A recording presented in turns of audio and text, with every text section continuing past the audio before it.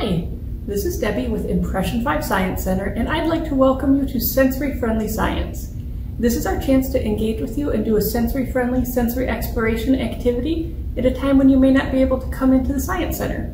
And today I want to talk about a very special property of water called surface tension. And surface tension is something we actually see in the world around us sometimes and we don't even think about it. If you've ever seen water bugs, those ones that skate on top of the water, they're heavier than water and you'd think they would sink, but the surface tension of the water helps them stay up. And so we're going to make something with that, but let's talk about why surface tension exists. And here's my picture of water.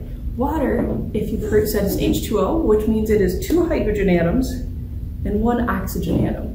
And this does something really cool. The hydrogen and oxygen atoms are attracted to each other to hold them together into one molecule, but each molecule is attracted to other water molecules, which means all of my water molecules here are sticking to each other just a tiny bit. That's the property of cohesion.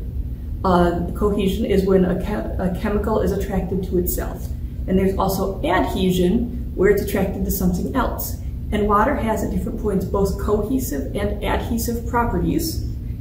And what the cohesion does is each of these water molecules sticks to each other a little bit. But up near the top, they stick to each other extra tight because they don't stick to the air above them. So they stick extra well to each other, which is kind of, it's not creating a skin over the top of the water, but it acts like it is. So if you've ever left something out, like a bowl of pudding for a really long time and it gets that little skin over the top, it's the same material, it just kind of sticks to itself. It's that. And I want to show you something really cool that's an adhesive property. This is my demonstration. You are welcome to try this at home, but it is tricky and it usually takes more than one try. I have a cup of water and I have a paperclip. So if I drop my paperclip into a cup of water, the paperclip's going to sink because paperclips are more dense than water. They're heavy enough that they are going to sink. They don't float on top of water. If I take a piece of paper and I drop it in water, my paper floats, at least until it gets soggy. So I'm going to make a boat for my paperclip. I've taken a piece of paper and I've ripped at the edges of it. I find that ripping works better than cutting for this for some reason, basically on how it gets wet. And I've made a boat now that I'm going to put my paperclip on. That's great, but that's not really a paperclip floating, is it? It's a paperclip riding on a boat. So what I want to do is I want to very, very carefully make my paper sink, but not my paperclip. This takes a lot of practice, and I think this is my 5th time trying this to video it today, so don't expect it to necessarily be easy or be something that works from the first try. You can also do it with needles. So I'm going to just get my piece of paper a little bit more wet, because I want it to sink, but I'm not going to get my paperclip wet.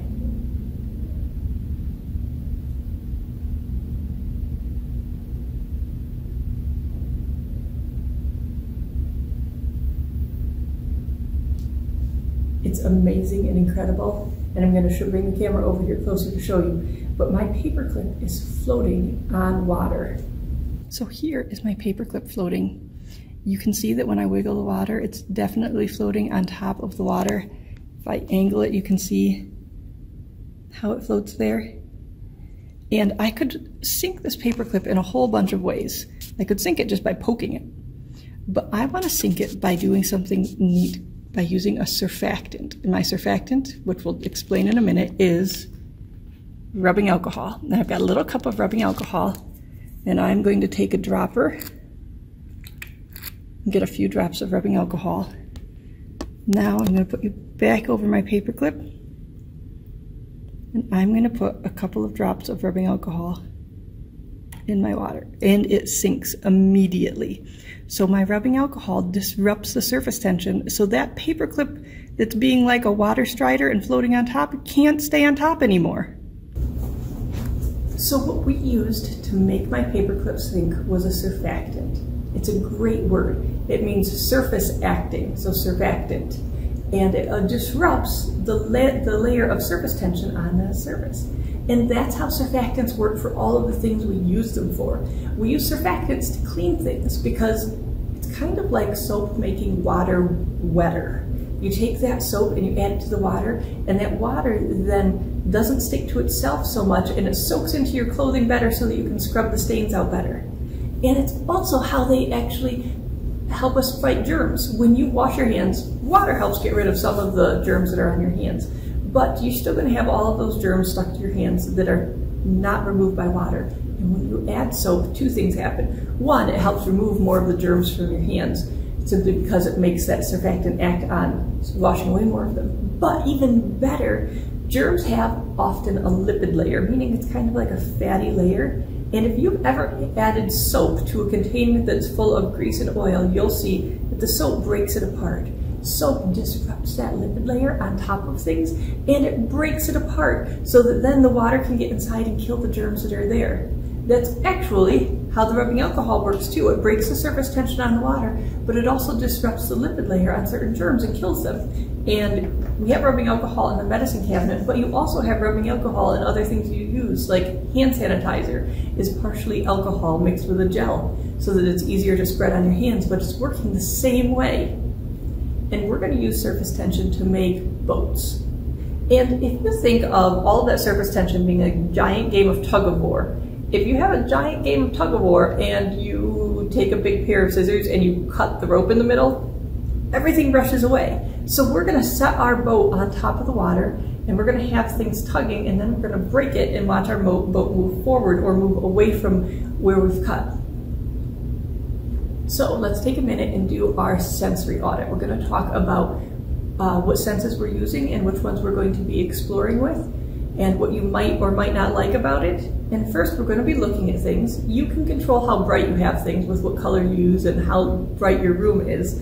You can use paper, or you can use aluminum foil for some of this. The aluminum foil, if you use it, just be aware, is shiny and reflective, which can be great or awful depending on how you feel about that, and it can be kind of loud and crunchy.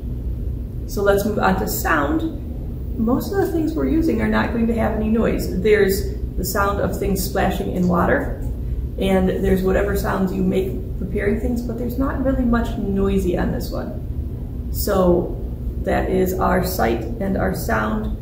We're not tasting anything. Nothing we're using today is edible. And I don't think any of it's anything you would want to eat. And as far as touch, you're going to be touching water, which is great. I like playing in water. You're also going to be touching paper, and chances are you're going to be touching paper when it's wet. The feel of paper doesn't bother me. Sometimes the feel of wet paper can feel interesting on my fingers, and sometimes I like it and sometimes I don't. If you want to avoid the feel of wet paper, you can wear gloves while you're doing things. And smell. Smell's our biggest one this time because our surfactants smell. The soaps smell soapy, and the rubbing alcohol or hand sanitizer smells like rubbing alcohol and hand sanitizer. If you're using rubbing alcohol or hand sanitizer, you want to make a wide open space with good ventilation because it's not a smell you want to have your face up into for too long. Some of my friends, if they really don't like a smell, will take something that smells good like cherry chapstick and put it on their upper lip so they can smell that, and it can cover up the smell of the soap. So you're welcome to try that if you'd like. And that should be about what we're doing. We're going to be looking at things, we won't be hearing much, we'll be smelling something, we'll be feeling something, and we will not be tasting anything. So let's go over what materials you need. You need a container. A shallow dish works best, I think. You need water. You need paper. It can be any sort of paper. Cardstock works great, but so does paper. You will want something to shape your paper with. Punches are helpful, but not necessary. Scissors are really good to have. So, container, boats, so paper, and ways to shape your paper. Surfactant. Your surfactant can be one of several things. I've tried it with powdered laundry detergent and it works, but I thought that things that were already liquid work better. So laundry soap, dish soap, hand soap, rubbing alcohol, hand sanitizer, any of those will work for this. And you're going to want something that you can use to drip your surfactant into your water with.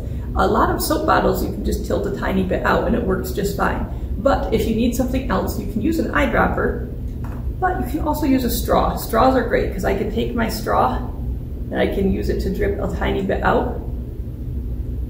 If you don't have that, you can also use other things that are useful to have. Q-tips, toothpicks. You can use any of those as well. So here I have my very basic lake to float my boats in. It's simply a pan. I put some white underneath it so you could see it better, and I've just put enough water in it that I can float pieces of paper on it. And then I'm going to make my simplest of all paper boats. And that is, I'm going to take, I have cardstock here, but regular paper works just fine. And I now have created confetti boats. So those are floating on top of my water. And now I'm going to use my surfactant. I'm going to use rubbing alcohol, because that's what I happen to have handy. And I'm going to take my rubbing alcohol, and like I said, you can use absolutely anything to use for your dropper. Straws work just fine. I happen to have an eyedropper to use, but straws work, and so do Q-tips. And I'm going to take this drop and I'm going to put it right next to my boat. And remember, it's like a tug of war, where suddenly you're cutting the rope between things. And I can make my boats do all sorts of things. I can make them separate from each other. I can see if I can grip it right on top of one of them. And you can see the ripples as it breaks the surface tension. And sometimes they go around in crazy circles, which amuses me greatly. And sometimes they just go straight. So this is fun to do just to make them dance. One of the other types of very simple boats you can use, if you'd like to do it this way, is pepper. Now, pepper smells like pepper. It's a very strong smell and it makes some of us want to sneeze. But if you put a bit of pepper on top of your water, you can also do this on top of milk. You can see all that pepper floating there, and if I put drops of rubbing alcohol in, you can see the pepper dance around and usually sink right where I put the drop, which is tremendously entertaining to me. You can also play with other things that you could mix through. You could play with what would happen if you mixed in food coloring into water or milk doing this, or you could try different types of soap and see which work best. Now I'm going to make a slightly more proper boat. And to do that, I have a piece of cardstock here. And I'm going to fold it in half. And I'm going to cut it a bit smaller and make it vaguely boat-shaped. And then I'm going to use my hole punch again. And you do not have to use a hole punch. You can do all of this with scissors. I find a hole punch a little easier, but I'm going to put a hole right there. And I'm going to put a channel. So here's where my surface tension surfactant can go in, and it's going to push this way. At least that's the plan. So let's see. There's my boat floating around with my pepper and confetti. And here is my rubbing alcohol. And I'm going to put just a drop right in the middle of that hole.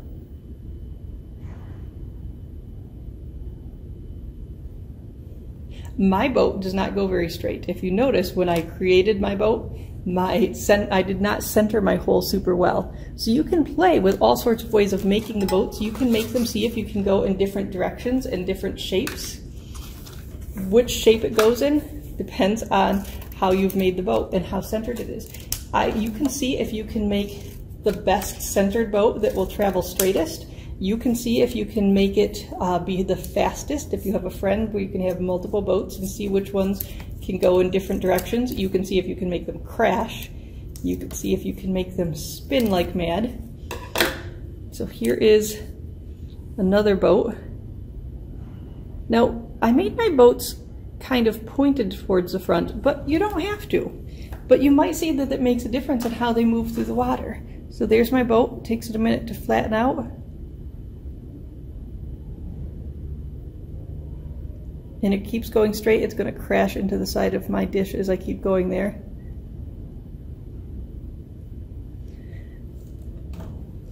So I want you to see what else you could think of to do with your boats, because there are so many things you can do with this and so many ways you could make them.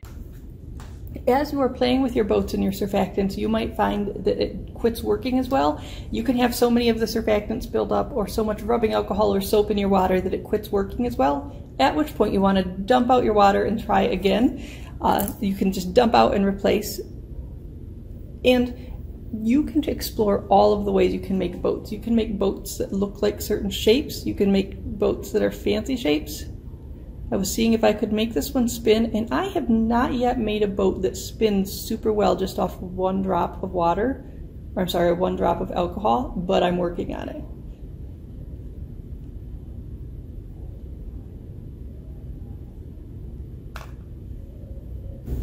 So I hope you can explore all sorts of ways to make boats and what you can make them out of. My boats were very temporary paper boats, but you can use toothpicks to make boats, you can use popsicle sticks to make boats, you can try all sorts of different things. And you can see which are too heavy to be moved by surface tension and which are light enough to be able to do it, and you can see what shapes affect it, and you can see what types of materials affect it, about whether rubbing alcohol or soap works best, things like that. So I really hope you have fun exploring this, and thank you so much for joining us at Impression 5 for Sensory Friendly Science.